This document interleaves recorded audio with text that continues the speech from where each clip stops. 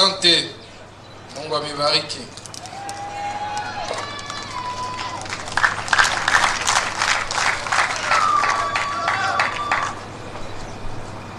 Monsieur l'ambassadeur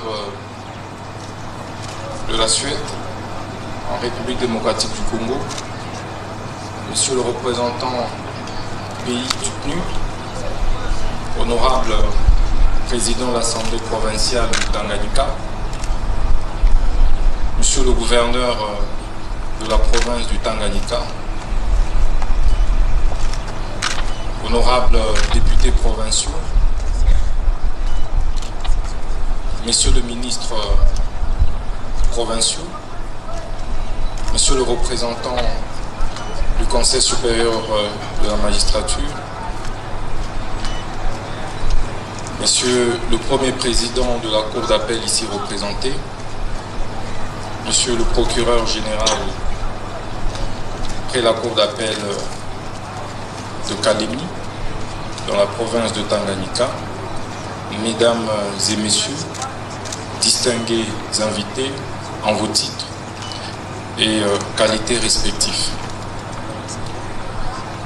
C'est un honneur pour moi de me tenir par devers vous ce jour pour inaugurer ces bâtiments prestigieux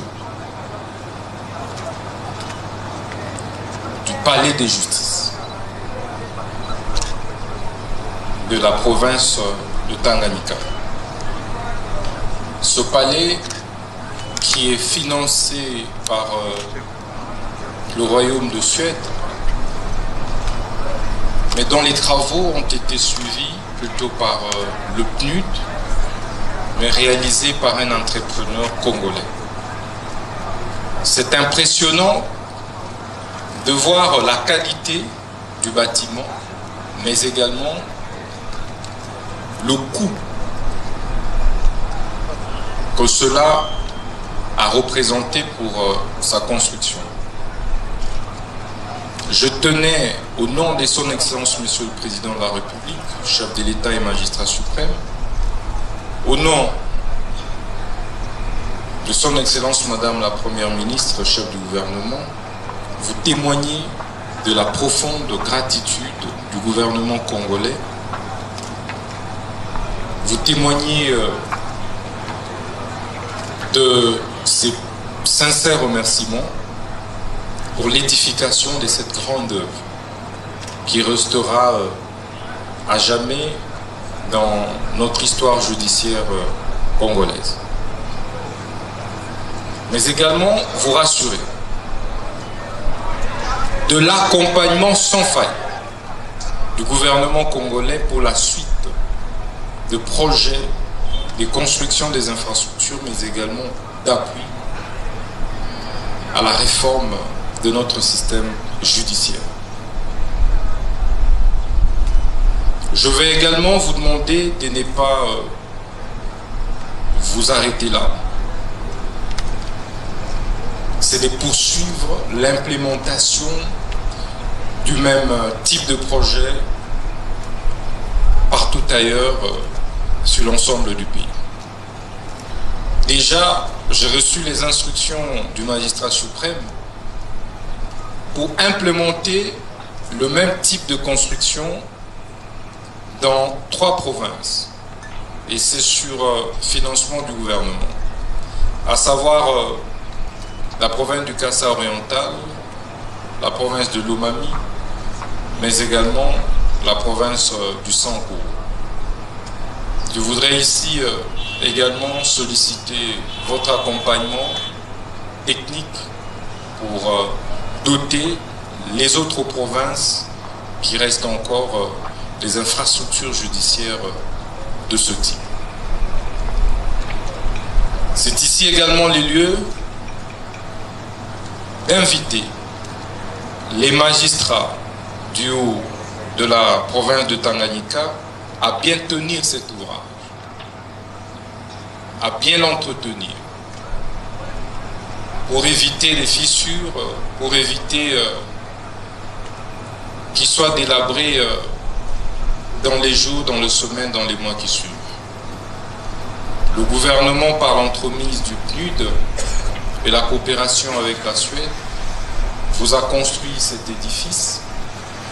Il vous revient maintenant de pouvoir l'entretenir. Il ne faudrait donc pas attendre que le ministre de la Justice revienne ici, que le gouverneur de province revienne pour entretenir cette grandiose œuvre. Mais que ces palais puissent aider également à améliorer la qualité de notre justice. Pour que le peuple du Tanganyika, le peuple congolais puisse se retrouver dans la distribution de la justice ici à Kalemi et ici dans la province du Tanganyika. Il ne faudrait donc pas que le peuple évite de fréquenter ce palais.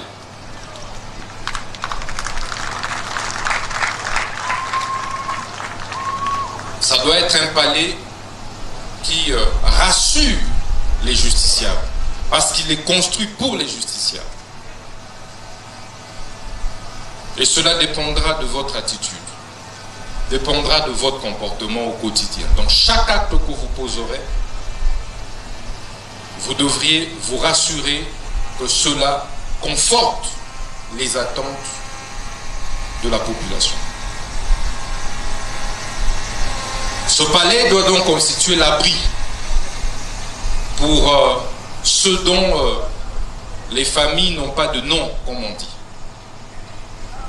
Pour ceux qui n'ont pas des moyens financiers pour affronter la justice.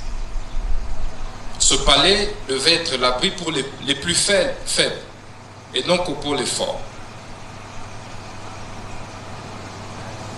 C'est donc une responsabilité plus qu'un honneur. Je puis vous rassurer que le gouvernement de la République va continuer à vous accompagner pour qu'au-delà de ce palais, il soit construit ou aménagé d'autres infrastructures judiciaires et pénitentiaires. À savoir la prison centrale de Kalemi, qui est dans un état de délabrement le plus avancé, avec une surpopulation carcérale incommensurable. Nous allons donc travailler à créer l'équilibre pour que les justiciables ou les condamnés qui le seront par ce palais puissent trouver où être incarcérés. Donc la deuxième priorité pour nous, la plus pressante, c'est donc la construction d'une nouvelle prison ici à Kalemi. Pour nous rassurer que les conditions carcérales répondent aux normes et standards internationaux.